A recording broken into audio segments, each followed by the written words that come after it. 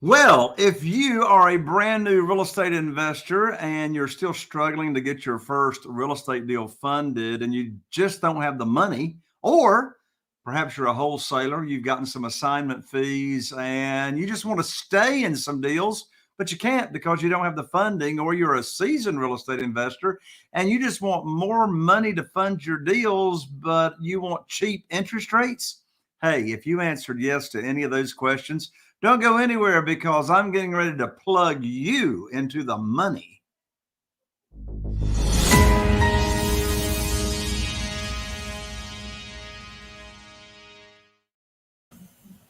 Well, welcome to another episode of Real Estate Investing with Jay Conner, the Private Money Academy podcast. I'm Jay Conner, your host, also known as the Private Money Authority. And here on the show, we talk all the time about private money and getting funding for your deals. And if you've been tuning in, you know that I always have amazing experts and guests join me here on the show. Today is no exception. But before I introduce you to my friend and guest, I've got a free gift for you just for showing up. And that is, I want to give you a free copy of my brand new book, Where to Get the Money Now, How and Where to Get Money to Fund Your Real Estate Deals Without Relying on Hard Money Lenders. You see, from 2003 to 2009, I relied on traditional funding, banks, mortgage companies, hard money lenders to fund my real estate deals. And in January 2009, I was cut off like the rest of the world. Well, guess what? I knew I had to find a better and quicker way to get my deals funded. So I learned about this world of private money where you get to set the rules.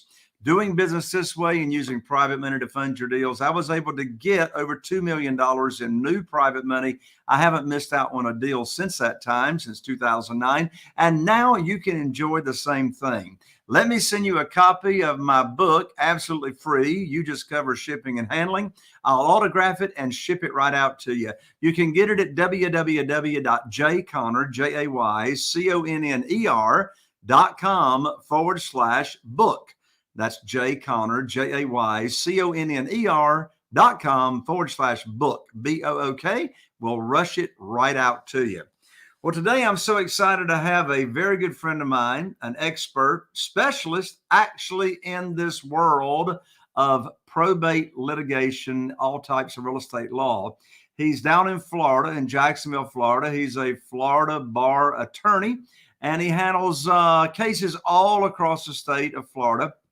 As I said, he's based out of Jacksonville, specializing in real estate law, and he serves. His clients are real estate investors. They are business owners. His clients are also contractors, landlords, pretty much any type of business owner or business investor in the world of real estate. And again, he specializes in probate litigation, foreclosure defense litigation, trust administration, wills, estates, all kinds of trusts. And what my friend and guest is known for is really going way beyond what he's hired to do for his clients. In fact, if he has to make an extra trip down to the courthouse to visit with a judge about the case, he's willing to do that. Well, he graduated and got his degree from the University of Miami, and he got his law degree from the Barry University School of Law. His success, again, is driven by his desire to serve his clients, and he always has very creative solutions, and he goes the extra mile all the time for his clients. So I want to welcome to the show my good friend and fellow mastermind member, Al Nicoletti. Hello, Al. Welcome to the show. Jay, thank you so much for that wonderful introduction. I loved everything that you were saying in there, and you said it so perfectly too. It was like at that perfect pace, and you're a natural at that. So thank you so much for having me on your show. I can't wait to dive in on everything probate. We'll dive in some weird litigation, maybe weird real estate, some stuff we'll get into. But hey, let's let it rip. Anything I could do to help provide the ultimate value to your audience, I am here. And I gotta say, Jay, it was an absolute pleasure that we got to meet for the first time at Mastermind. We hit it off right at the table, going back and forth. So I'm so happy to be here with you. I'm so excited to have you, Al. First of all, how in the world did you get interested in and involved in this very, very niche piece of real estate law? So it really all started when I had just got out of school. I took the first job I could. When getting out of law school, you try to find somebody that'll take you under their wing. You know, you can shadow them. So I took my first job and it ended up being foreclosure defense. So at the time, it was kind of towards the end of that '08 realm where all of those foreclosure defense cases were happening. And when you dive into foreclosures, you not only dive into just people that are alive, but you find out people that owned that property and there are heirs and there's a foreclosure that is happening for that property, doesn't stop. And we were finding not only was it foreclosure, but it was probate as well. So we realized to get past that foreclosure, we had to get through the probate. So I was dabbling a little bit in that. And then my best friend, who is doing law with me as well, had an idea all of a sudden one day, and he came down to visit me. We were talking about some stuff, and somehow the idea of probate was like, the idea of, do you realize how many properties, how much real estate is sitting out there that nobody's really ever touched, or the probate's never been done? And I mean, all counties in Florida. Whether the attorneys that they had been to were charging them up front, or they just never wanted to even get into it. And at the time, Jay, I didn't get it. I needed time to realize what this niche was all about. So it took about a year, and I then revisited the whole idea again, and I was like, wait a second. There are a ton of properties, real estate in Florida that have never gone through probate, or they need a specialist to come in there that provide a solution to that problem. So I hit it off. I was in Miami at the time because that's where it all started, Miami. But a lot of the traction didn't pick up there. And it wasn't until I moved to Jacksonville and started actually actively speaking, presenting, explaining, that it all of a sudden just started getting traction. And then fast forward like 2, 3 years later, it has just exploded. And the concept of it is incredible. I don't think there was really anybody that was going after it or explaining it the way I had. And it's all about simplifying and boiling it down to basics and understanding for everybody to understand. And so I found that niche, took off with it, just ran with it, and it's just been blowing up today. And with the pandemic, I actually had to niche down my practice even more. So, everybody was going through all the landlord tenant issues. I actually made a decision, like right when the pandemic hit, to tell myself, do I also take on and dabble in some landlord tenant, or do I go harder into the niche of probate? And I made that decision. I said, no, I'm not taking on the landlord tenant stuff. That's going to be crazy stuff to do right now. We have deals to get done right now. We have probates to do. People have deals to close that are not landlord tenant related. And the moratorium didn't stop probates, right? Courts were open. So found that niche, went harder. Jay, it is blown up. I mean, I couldn't tell you how crazy it's been. It's just blown up, and I love it. Well, Al, let me ask you this question. I want to make sure that our audience is all on the same page here with what you're talking about. So let's be really, really simple in answering this question. So you have an individual that dies. So you have the deceased, and the deceased owned real estate. And so take us through the timeline and definitions. What is pre-probate? What is probate? And what triggers it to start? And what triggers it that it never did start? So first for the definitions. So definition probate, really straightforward, easy, streamlined. Somebody owned real estate, and the real estate is in their name, and they die. Now, for the true heirs, whether it was inherited through a will, or maybe there's no will, maybe there's a spouse or children, kids, in order for them to then either get title to the property or to sell the property to maybe a buyer, or get it listed or get it out there through a contract, they are going to have to go through this court process called probate. And all it's doing is moving title over, shifting the title from the deceased to the heirs. That's it. So when you hear, Jay, about pre-probate, and when it, that comes to like leads and lead sources, but pre-probate in the world of leads and sources is somebody owned that real estate, they died, and the death may have been really recent, right? It may have happened 2-3 weeks ago. But also pre-probate means that it hasn't gone through the court process. There have been no filings. Nobody has started. Nobody's initiated it and filed a paper in court to do it. That's pre-probate. And pre-probate, believe it or not, doesn't just have to be that the deceased passed like 2-3 weeks ago. There have been many properties where the probate had never been done for 20 years.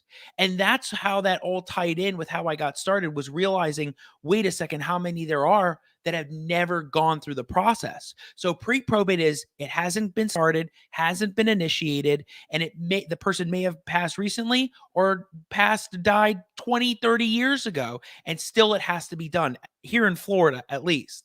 So then you have probate leads. Probate is where the person died, they've gotten an attorney, they've now engaged with that attorney, they are working with the lawyer to file the probate, they file it, they actually get it in the courthouse. Now it becomes a public record. Anybody can see it. All of a sudden, Jay Connor's taking his mouse and going, ooh, that looks like a nice house. And you can actually go through the files and find it. Now, those are open files, right? Probate and pre-probate are very different.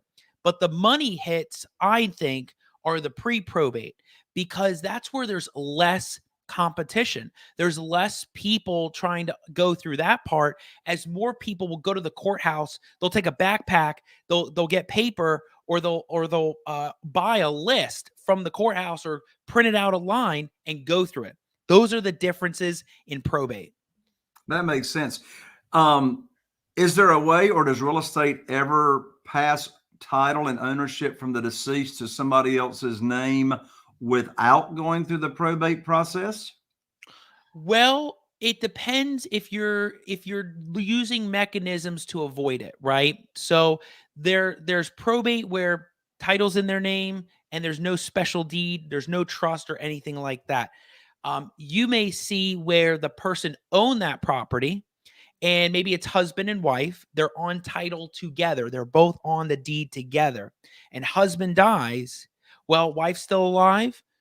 They got to get the death certificate recorded. Title moves to wife. Jay Connor wants to buy the house. All he's got to do is get under contract with the wife, right? That's a simple way. Or you have what they call in Florida, I think they have it in North Carolina as well, are the ladybird deeds. It's a new deed. So the person that owned that property while they're alive does a brand new deed, and they retitle it, leaving it for them to own only for their life while they're alive. And upon death, the title would move to whoever they pick on that deed. So they just get a death certificate recorded, and you bypass probate. Those are two ways. There's other ways like trusts and what they also call survivorship, joint tenants with survivorship, meaning whoever lives the longest gets title to the property. But those are ways that you would not need a probate on that property.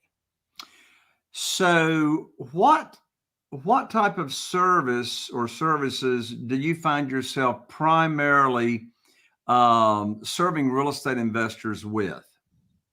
Oh, probate for sure.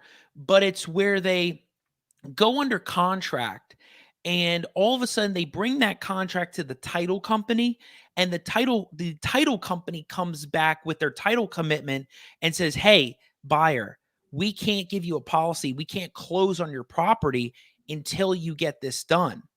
And that's when all of them now are like, well, wait a second, we got to go through probate. Where's Al? Where do we go? Like, how do we get this done?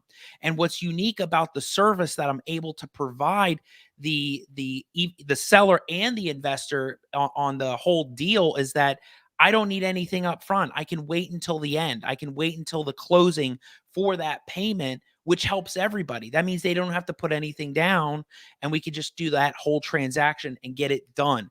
That's the focus. So a lot of it is the distress situation, or Same thing. I'm like a real estate title fixer in a way, Jay, because what happens is same situation. The investor and the seller, they'll go under contract and they'll bring that contract to the title company, and the title will say, "Well, wait a second. There's an issue. There was like a deed back in like 1980 that's still messed up. There's still issues on it. There's somebody didn't convey, but it went to somebody that's owning it now. Maybe we have to quiet the title." So I find myself with services that are fixing the title issue to then be able for the underwriter, the title company, to then get a policy, an insurance policy to the buyer, so they have clear, marketable, insurable title. But they get funky, they get weird, they get expensive, they can be long. Probate, fortunately, doesn't have to take that long. We could do probates in a matter of weeks, even in Jacksonville. We can do it in a couple months, 2 months in like Ocala, or a month in Daytona. But you get these other situations, they take long and they're expensive. But these title fixing things are unique. They help serve that seller to get that house off their plate. So here in North Carolina, when I go under contract on a property to buy it from the seller, as soon as I'm under contract, one of the first things that I do is hire my real estate attorney to do a title search. So in Florida, wouldn't the real estate investor's attorney be able to determine there is an issue prior to them trying to get title insurance? Yeah, that's the idea. So same concept. And in Florida, you don't have to be an attorney to be a title company as well. So you could be an agent, just a title company. And what happens is that investor, that seller, they go under contract, just like you said, and they'll submit the contract to the underwriter, the title company, for review. So they'll pull the booking pages, they'll pull the index, the record, anything that can help the deeds, and review them. And then that's when they give their commitment, their clear down. That's what a title commitment is. It's a clear down report of all of the issues that have to be resolved before you can actually close, get the whole deal done, keys are exchanged. So that is exactly the same kind of idea here in Florida. It's just that you're getting a title commitment, you're getting a title search that sees that problem, and we analyze it from there. What's the issue?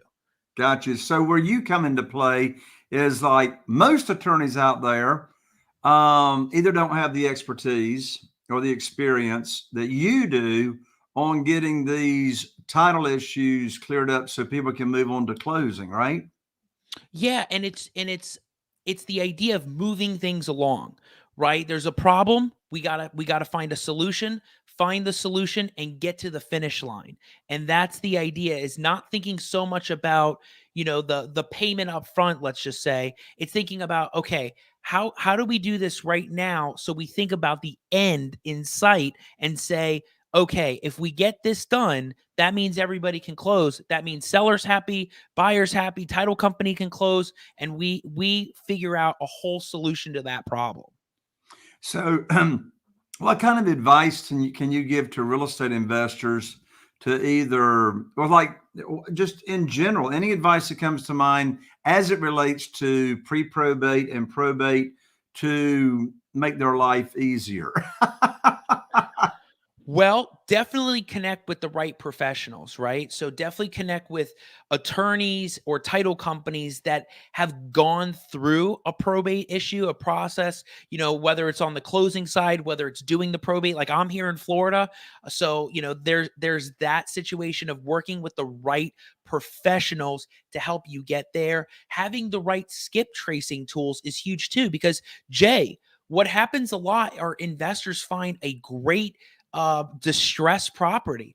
I mean, it's prime area, it's near the beach, it's near a great Airbnb spot. But the problem is that you may not be able to find an heir or two. So having great skip tracing resources or investigators that are not going to cost a lot is really, really key. And I would say a big tip for doing the probate is getting started. So many people want to know this hypothetical or that hypothetical. What if this? What if that? One of the best things you can do, and it's not just probate, it's business in general. Get your feet wet, get into it, dive into it, find one, go for it. And that is where it can really benefit everybody if you just get started with it. But you got to have the right experts, you got to have the right professionals and the people around you that know what's going on, right? They have to understand what's happening. Yeah, Al, I don't know how much you've been involved personally, or perhaps you've heard your clients, real estate investor clients, share with you. But what's some advice, if you have any, from a marketing angle? I hear just stories and stories over the years of a real estate investor markets to estates, or they market to families in a pre-probate that have recently lost a loved one, and it's like, you run the risk of them just being like totally ticked off at you because they view you as, like, not you, the attorney, but view the real estate investor as some ambulance chaser, trying to take advantage of people. What advice could you speak to that? I would say, look, I mean, everybody's situation's different, what they're going through. You're here as the investor to provide value to them, right? They may never get a deal or an offer that you're able to present. So being there and trying to empathize, not sympathize, but empathize with their situation and understand where they're coming from and talking to them, right? Talking to people actually like helps a lot. Not just having a 5-minute conversation, but understanding where they had been, how did it get here, what are they looking for, what is their want, what is your want, what is their want, and understanding what they want and listening to what they want is very, very important. I see it even on my end when I'm doing the probate, talking to these people. I see the same thing. You gotta listen to what's going on. That didn't happen overnight, Jay. I had to learn that as being a lawyer, because lawyers, they don't stop talking, right? So you have to learn how to like listen to what they want. And I would say best marketing I've seen that you could do is direct mail, cold call. But when you do it, you're coming from an angle of you're not saying, "Hey, my name is this. I can close in 30 days as is cash. We could do a closing, no problem." You got to approach it from, "Look, I'm trying to help you. I'm looking for a property maybe to buy. I found your property on the records. I'm interested. I'm willing to offer you this price, and I want to just know where you're coming from. I love to come check it out, actually be able to meet with you and see where we go from there." And having that softer approach is the key. And if it's not you, hire somebody that actually has that personality. That may change things too. People don't realize that the power of what personality you have can impact the absorption of that deal. Because if you have that soft personality, you may get that deal. If you have that, type A, drive, drive, drive, drive, drive, you may not get that because that's not what they like. They're resistant to that. So it's all about meshing. What's a weird litigation case you've done that there might be a lesson or two learned that you could share? Oh my gosh. So, um, we actually I had one about 3 years ago. We inherited the probate, no pun intended. We actually had to take it over. There was somebody that was working on it. The attorney wasn't doing anything, or they weren't, I don't know what was happening in their relationship with the clients, but it wasn't working out. And we took it over. And one of the things we realized was not only just listening to what was going on, but also providing them a solution. So in this case, there was contentious stuff going on. There was a will, there was a trust, there were minor beneficiaries. It was crazy, and nobody knew what anybody wanted. That was the problem. It's like there was a fight. There was like somebody that asserted a claim, or they wanted to file an answer. Something happened. Nobody knew what they wanted, and what we ended up doing, and this was litigation, Jay. This actually, we had to go to court, sit down with the judge, and what we realized was like, look, let's get our position in. Let's hear their position. Let's get before the judge. We got there, and what the judge basically said to us was, if neither of you come to a resolution today, somebody's going to win and somebody's going to lose. So we all said, look, let's go to mediation. Let's talk it out. And we went there. And after about 8 hours of mediation, finally, it was all about the money. Somebody wanted this, somebody wanted that, got down to the table, wrote it out. So that from the time we took it over, took another year and a half. So on the investor side, you're thinking, you know what? For something like that, we just got to have patience. If it starts getting litigious and fighting, got to sit down, start working on something else, try to find other deals. There's tons of other deals out there.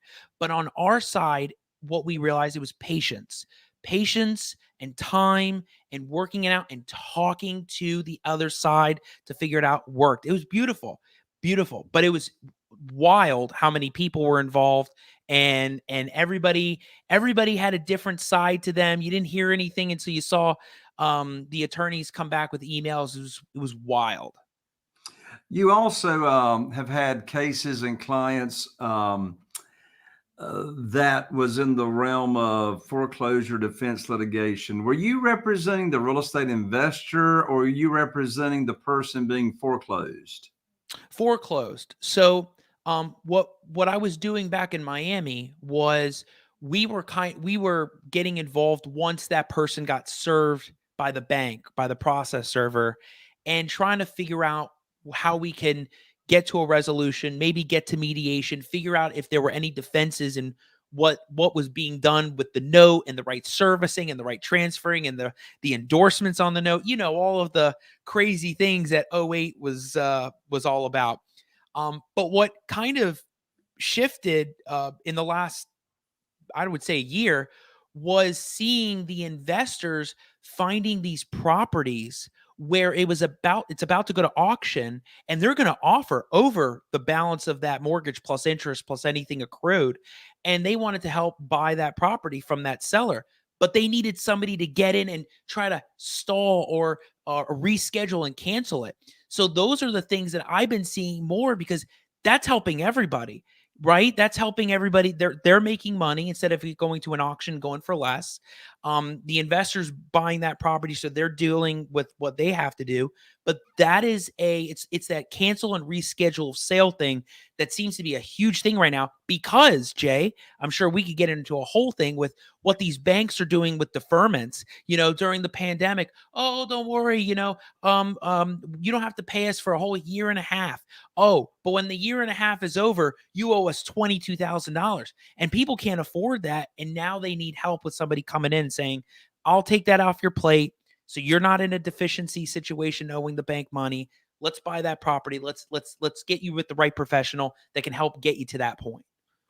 So, Al, my final question for the show here with you is, I need you to look into your crystal ball, Al, and share with me and the audience. We're here on this side of COVID. We're not out of it. Foreclosures, as you just said, have, for the most part, been on pause. Have the majority of them. Some of them have, and the majority of them still have not been going to sale. What do you see? What do you see happening? And when do you see it happening as far as foreclosures starting to go to sale? Do you think they're going to be on pause for an extended period of time, or are they getting ready to open up, or what do you think? So I think on what I've been able to see from my end, I think it's starting to happen more now. So I'm seeing more cases, more things going up on the auction block, whether it's tax deeds that are coming up from things that have been postponed, but the foreclosures, I think they're starting to come back. There was somebody that reached out to me and had an issue with the bank where the bank, like I had just mentioned, the bank said, "Hey, now you owe us $8,000 or $20,000," and they just got that letter in December. Well, what does that mean? That means if they're treating that as their default notice, that means they're probably not going to do anything for another 90 or 30 days. Then they're going to start the litigation and the suit in February or January or March, and then start the whole serving process thing. That means that foreclosures are going to just be a wave. There's going to be a wave of them probably in the middle of 2022. There's going to be a lot more on the auction block, but here's the other side to it, is that unlike '08, where the values were upside down and it was more in a short sale, you may find people that the equity is higher because values are going up. And yeah, the deferment payment is high, but there may be situations where they may not be in a deficiency. So they may not be owing any money later. So that's a good thing. But I think end of 2022, more 2023 is where we're really going to see a big shift in inventory. And again, I'm not an investor. I don't do the realtor stuff, but I see a lot of what's happening. Like probate is endless. Like that probate is only going to go up. Like if I told you stats on probate, Jay, you'd be like, what? But foreclosures, I just think we're going to see more of them as we keep going. It's just going to happen. 2022, 2023 is going to be a lot of stuff going on. Well, I appreciate your insight, Al. So you are the attorney that fixes weird, hard title problems, specifically in the niche of probates. So Al, let's tell everybody how they can get in contact with you. And first of all, we got your website at www.alnicoletti.com, all spelled in one word, www.A-I, N as in Nancy, ICOLETTI.com, alnicoletti.com. Any other way to connect with you, Al? I know you got your own podcast show, right? Wow, there's so many things I could go through. Basically I could do my whole intro of my show right now on your show, Jay. Go for it. Yeah, I'll go for it. So I'm Al Nicoletti. You can find me on YouTube. I have a YouTube channel under Al Nicoletti. I got videos constantly posting on probates, quiet titles, partitions, and I also post my show, the Al Nicoletti Show, which goes live on Wednesdays at 8. I'm on a hiatus right now until season 3, which starts January 12th. It's going to be a great season. Season 3 is going to be the best ever. And you can find me on Instagram at Attorney Nicoletti. And I'm on Spotify and iTunes with the Al Nicoletti Show. But also, Facebook is huge too. You can check it out under Al Nicoletti, posting content all the time. Love posting this stuff. I got videos everywhere, constantly dropping. And like Jay said, check out the website, www.alnicoletti.com. You can find out all the stuff there. You see my pictures, some of the things about me. And Jay, thank you so much for having me on your show. This has been amazing. This is like, we meet at Mastermind, and I could just tell instantly we're going to connect. We're going to be on these episodes and have a great, great time doing this stuff. Absolutely. Al, thank you so much for joining me, man. I appreciate you. Thank you, Jay. All right. Everybody check out Al at all the different places he said. You got alnicoletti.com and Instagram, YouTube, Facebook, all the above. Well, there you have it, folks. Another episode of Real Estate Investing with Jay Conner, the Private Money Academy podcast. And I'm here to serve you folks. I'm wishing you all the best. And I'm looking forward to seeing you right here on the next Private Money Academy podcast.